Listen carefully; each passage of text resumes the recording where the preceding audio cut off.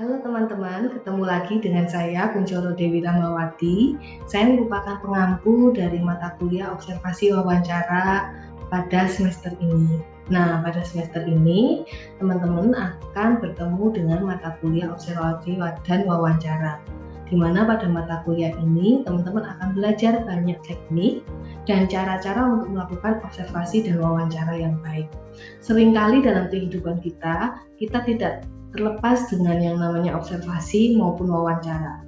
Dan sebagai sarjana psikologi, observasi dan wawancara merupakan salah satu keahlian dasar yang wajib dimiliki, tidak hanya dimiliki saja, sebisa mungkin dikuasai dengan baik oleh para mahasiswa psikologi.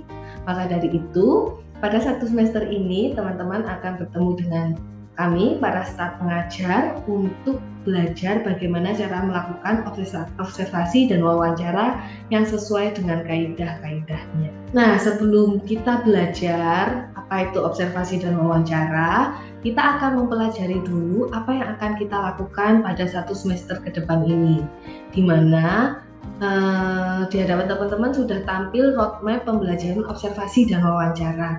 Nah, capaian pembelajaran pada mata kuliah ini adalah mahasiswa mampu menyusun prosedur observasi dan interview dalam bentuk laporan melalui proses perancangan, pelaksanaan, dan analisa observasi wawancara secara berkelompok maupun individual berdasarkan prinsip-prinsip psikodiagnostika dan kode etik psikologi Indonesia.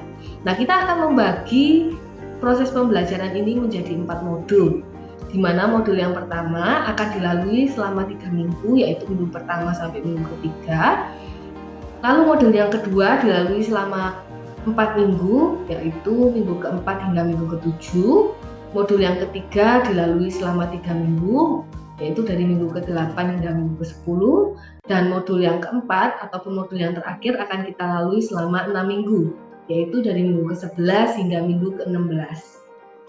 Di modul yang pertama, kita akan melakukan assessment penilaian AFL 1 dengan bobot nilainya nanti sebesar 20%. Nah, pada modul yang pertama ini kita akan belajar mengenai observasi terlebih dahulu ya. Jadi kita akan belajar bagaimana mempersiapkan observasi, kemudian melaksanakan observasi dan melakukan analisa terhadap hasil dari observasi itu sendiri. Kemudian nantinya teman-teman akan diberikan penugasan, yaitu menciptakan berbagai macam guideline atau perencanaan observasi sesuai dengan berbagai macam teknik yang sudah teman-teman pelajari. Lalu di modul yang kedua kita akan mulai belajar wawancara ya. Nah, wawancara ini kita juga akan belajar mulai dari menyusun rancangan wawancaranya, kemudian teman-teman juga diminta untuk melaksanakan wawancaranya yang sifatnya individual. Kita akan pakai wawancara anamnesa. Di sini teman-teman juga akan diminta untuk membawa klien 1 orang yang nantinya akan diminta hadir selama 2 kali untuk pengambilan data, diwawancarai seperti itu. Jadi nanti silakan mempersiapkan 1 orang klien untuk mau diajak berpraktek bersama dalam modul yang kedua seperti itu. Berikutnya kita akan masuk modul yang ketiga, yaitu AFL 3. Kita masih akan belajar terkait dengan wawancara, yaitu wawancara kelompok atau dinamakan dengan FGD. Tidak hanya wawancara, tapi di sini kita juga menerapkan observasi seperti itu. Jadi nanti kita akan menggunakan lab one way mirror, di mana teman-teman bisa praktek wawancara sekaligus observasi, di mana tidak diketahui oleh para orang yang diwawancarai bahwa teman-teman sedang melakukan observasi seperti itu.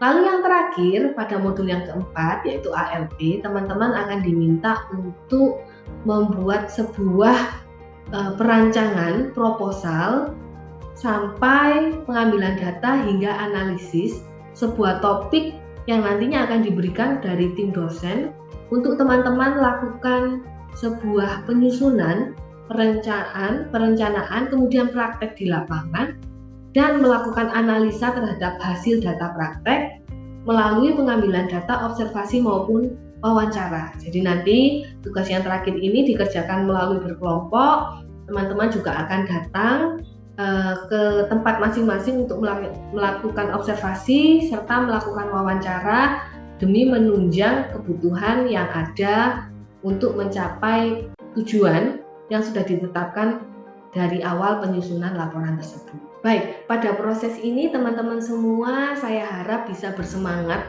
untuk mengikuti kelas di mana nanti kita tidak hanya belajar di kelas saja, tapi kita juga akan turun ke lapangan dan bertemu dengan klien secara langsung. Saya harap experience ini bisa benar-benar menjadi manfaat yang baik bagi teman-teman, terutama teman-teman di semester 1 bisa memiliki modal yang baik untuk melakukan observasi dan wawancara, serta pengambilan data untuk digunakan di semester-semester berikutnya maupun saat nanti sudah lulus kuliah. Sampai ketemu di kelas.